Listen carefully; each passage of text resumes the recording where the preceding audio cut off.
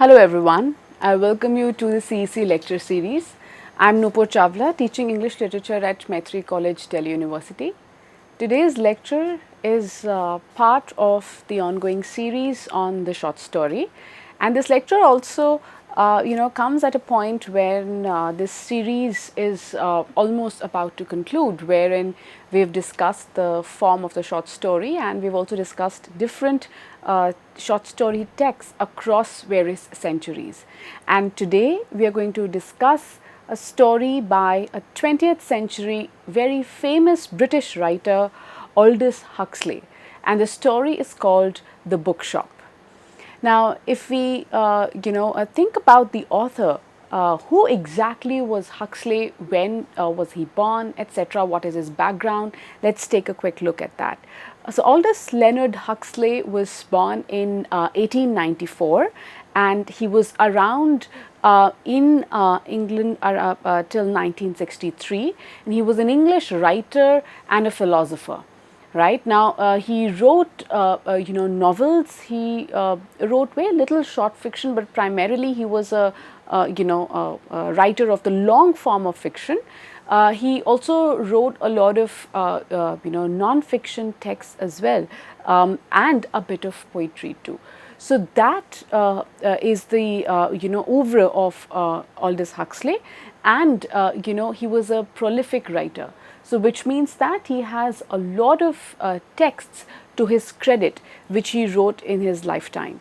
Now, despite being a British writer, he spent the latter part of his life in Los Angeles, USA from 1937 until his death. So which means roughly the last 30 years of his life he had spent in the US. But of course, when we look at his writings, they reflect English sensibility and at the same time an understanding of the state of affairs across the world.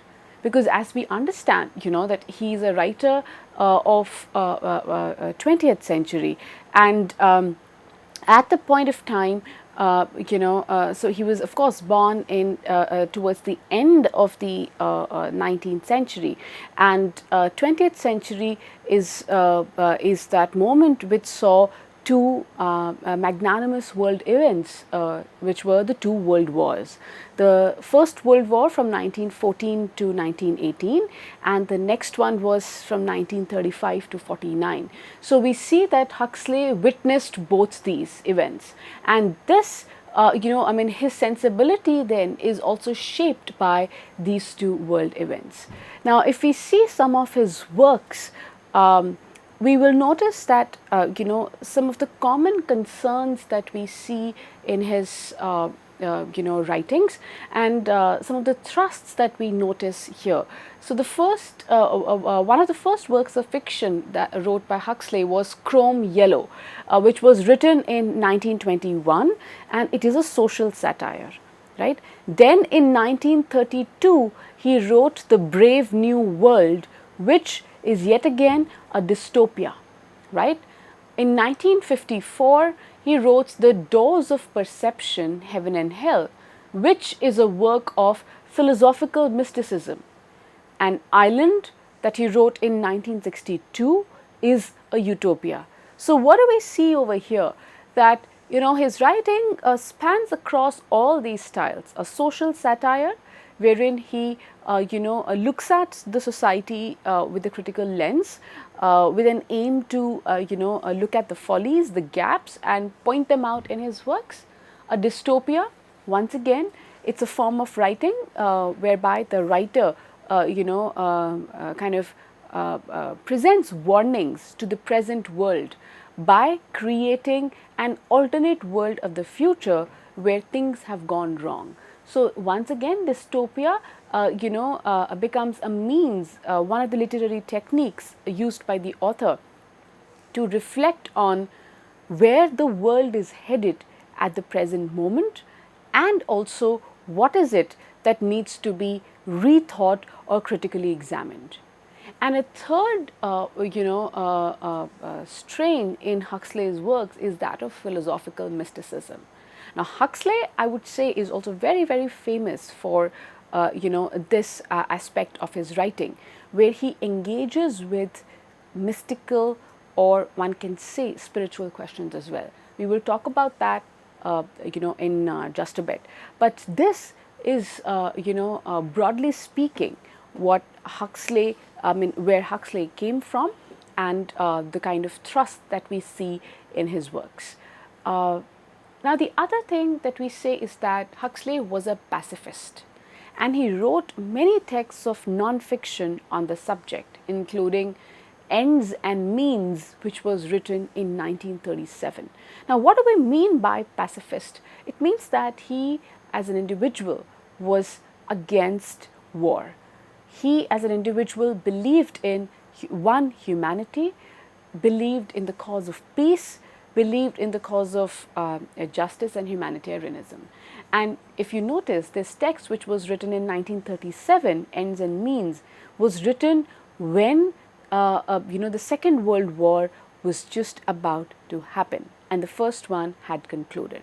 So we see how Huxley then very actively responds to the surroundings and the socio-political developments around him, right?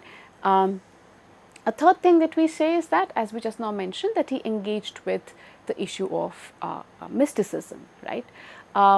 His friend Gerald Hurd introduced Huxley to Vedanta as well, which is the Upanishad-centered philosophy. Now, I'm sure that, for those of us who are situated in India and are reading Huxley, this becomes an important piece of information for us, that how Huxley, also engaged with Indian spirituality, and which again is, one thing that all of us, are incredibly proud of, right? That there's so much of wisdom in the Vedas that we have. So we see that Huxley also was introduced to, Vedanta, and he did engage with, he did, approach Upanishad-centered philosophy as well, which was part again of his spiritual training or understanding. At another level, we also see that in 1938, Aldous Huxley befriended J. Krishnamurti, once again an Indian mystic who's very, very popularly known in the spiritual circles, right? So he befriended J. Krishnamurti, whose teachings he greatly admired, right? So we see that this British writer, in his engagement with mysticism and spirituality, also did have a very close encounter or a very close connection with the Indian past as well, right? Now, talking of his engagement with mysticism and spirituality, he wrote his book on widely held spiritual values and ideas, which is called The Perennial Philosophy, and he wrote that in 1947. It discussed the teachings of renowned mystics of the world, right? And this other text that I've just now talked about, which is The Doors of Perception, Heaven and Hell, even that is a philosophical text where he's thinking about the perception of life and world, right? So this is another very important strain in Huxley's writing. And the last one, as I've mentioned, Huxley felt deep apprehensions about the future of the developed world. And he shared this apprehension in his writings, that where is the world headed, as there is a mad rush for development, for progress. At that point of time, when, of course, an atom bomb was also was invented at this point of time. So in such an atmosphere, we have Huxley thinking about the repercussions of all these developments happening around. If you see on your screens, that's what Aldous Huxley looks like, and this is a picture from his young days. So this is the background of the author, right? So he is a British who spent a considerable part of his life in the US, but he engaged deeply with the material reality of England and also the world at large. Second, he was a pacifist who believed in humanity and humanitarian concerns. Third, he was also, concerned about the way forward that lies ahead of the world, which is, in this, I would say, rat race of progressing, developing, going forward, right? So one can say that he was this voice of conscience in such a time.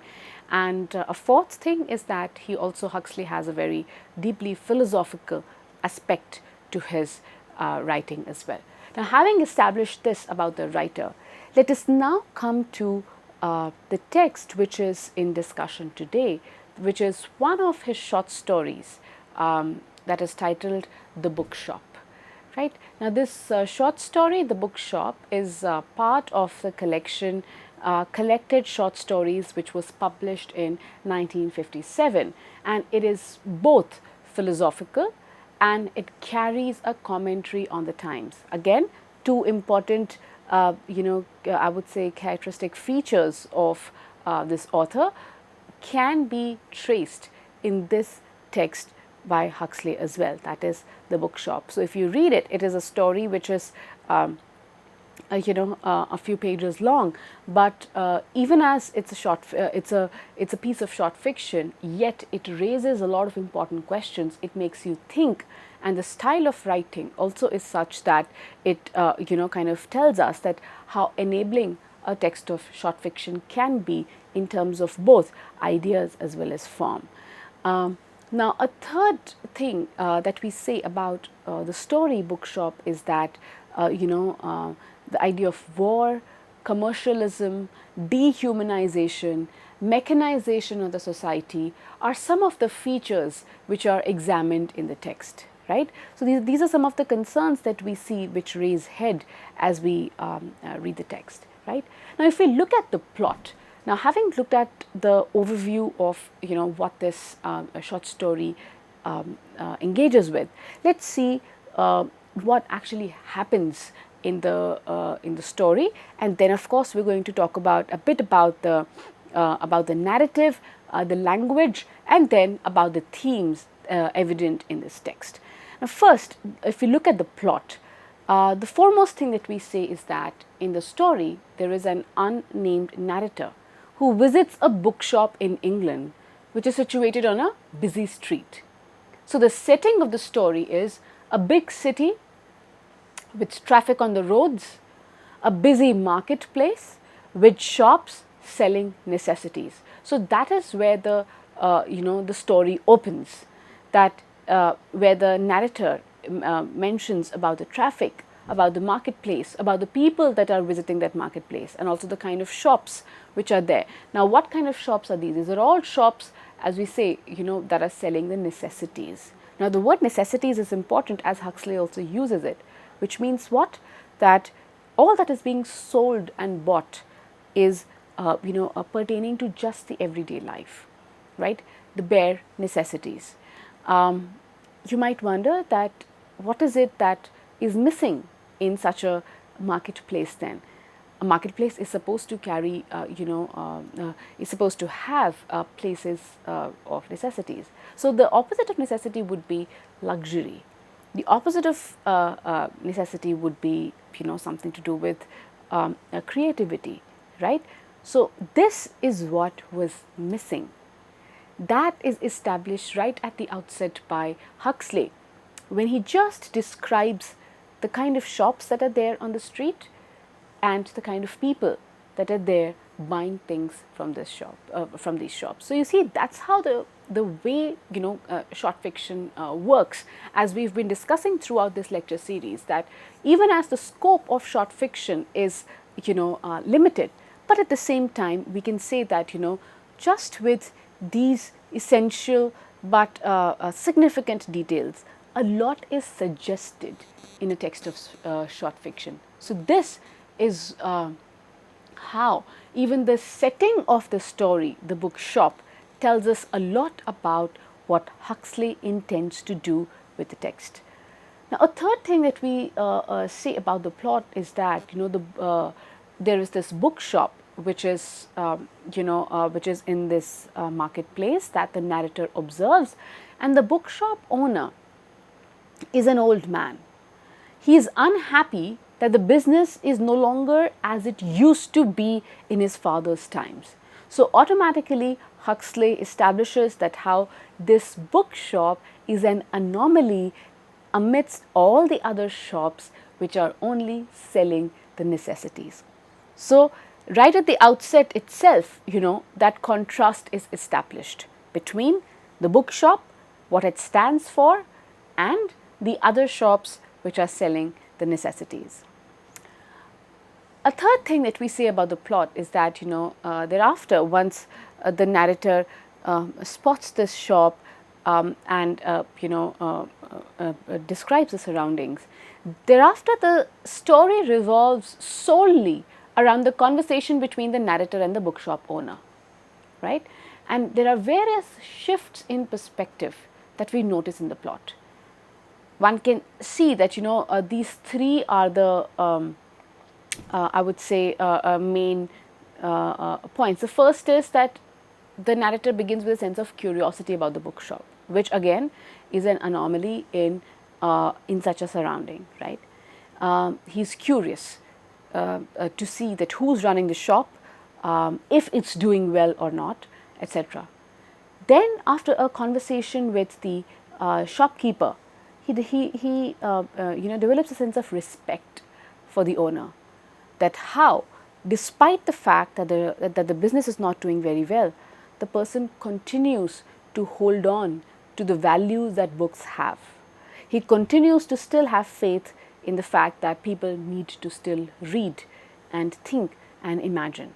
So there's a sense of respect that the narrator develops. Thereafter, there's a slight shift in stance where he feels that perhaps the old man or the bookshop owner is only trying to appear interested in books and literature for the sake of selling it. But towards the end, he realizes that how he was wrong, that the bookshop owner is as much invested in ideas, thoughts, and the significance of literature as he himself is. So we see these three important shifts being represented in the text, in this very short text written by Huxley, right? So that's what the plot comprises. Now, if we come to narration, what kind of narration do we notice here? It is a first person narrative, right? Now, of course, as we see that, as we are aware that there are three kinds of narratives: the first person and the second person, and of course the third person. Now, in the first person, what predominates is the narrator's voice. So, and this kind of a narrator or a narrative technique establishes a unique subjectivity of the narrator. That is, he comes across as a person who is critical of the times and struggles to feel one with the society, right? Now, we notice here that how a text of short fiction then, which has a limited scope, yet uses all these techniques and ends up making some very important points, right? So, using this kind of a first person narration, the author is able to bring to the fore a particular kind of a subjectivity, and through this subjectivity he is able to bring out an opinion that he sets out to explore in the text, which is what? Of a person who does not feel belonged in the society, who has problems with the way things are going on around him, who has things to say, who has questions to ask. So this aspect of, I would say this kind of a response to one's social surroundings is made possible through the first person narration in this short story.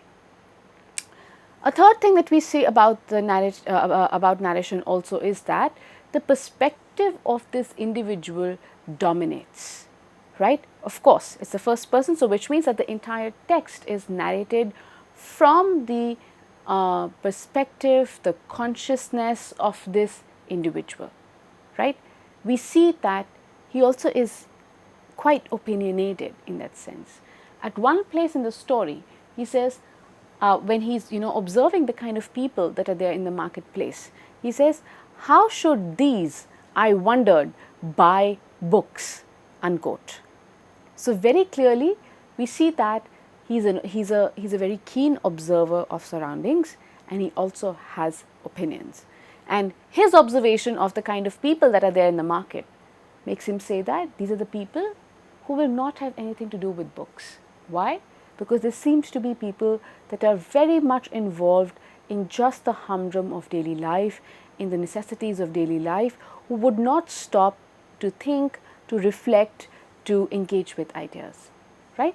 So we see that as a reader, we start to look at that society, look at that world from the perspective of the narrator, who then is a very strong presence in the text, right? So these are some of the, I would say, techniques which the writer uses in order to make a point in a short span as well.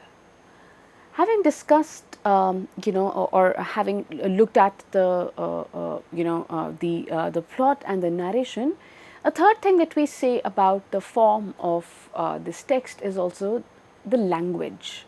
There is a very creative use of language by Huxley, which is both visual as well as philosophical. And I would say that this is something which kind of stands out about Huxley's style of writing, and perhaps this is also one of the things which will maybe make you want to also pick up other books by him as well. So let's see, what is this visual and philosophical or the creative use of language that we are talking about here. Look at this first quotation. Now you see, this is where he's describing the keys of the piano. The old shopkeeper of the bookshop, he takes the narrator to the piano which he has in the shop, and he starts playing. And as the piano is open, this is what the narrator says. He says, and I quote, "He opened the lid and the yellow keys grinned at me in the darkness like the teeth of an ancient horse," unquote. What is the narrator doing here? He's comparing the the keys of the piano to the teeth of a horse, right? As if, so visual. And just visualize it. At the moment the lid of the piano is opened, the keys, the way they come across, the way they are aligned, it reminded him of a smiling horse. Again, a very, very, I would say, jarring comparison, but at the same time, we see that, this is the power of Huxley as well. So, in a context where he is describing the bookshop, the shop owner, etc., this description of the piano comes across as a, as quite striking to the reader. And of course, with no, a commonality between a horse and a piano as well. So this tells us the sweep of imagination that Huxley has.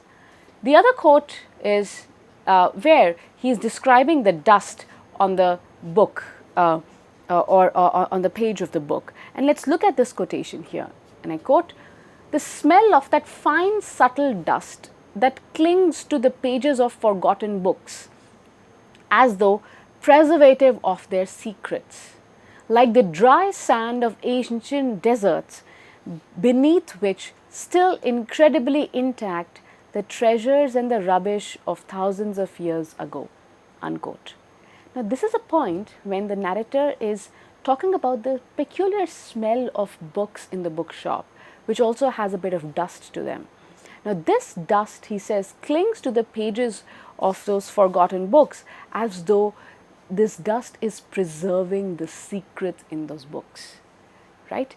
And then he compares this dust to the dry sand of the Asian deserts, which also, he says, perhaps hide certain treasures of thousands of years. Now look at the imaginative sweep of Huxley, starting from the smell of the books in the bookshop to thinking about the dust, connecting it to the Asian desert, and then to the secrets which lay buried in the books and in the desert.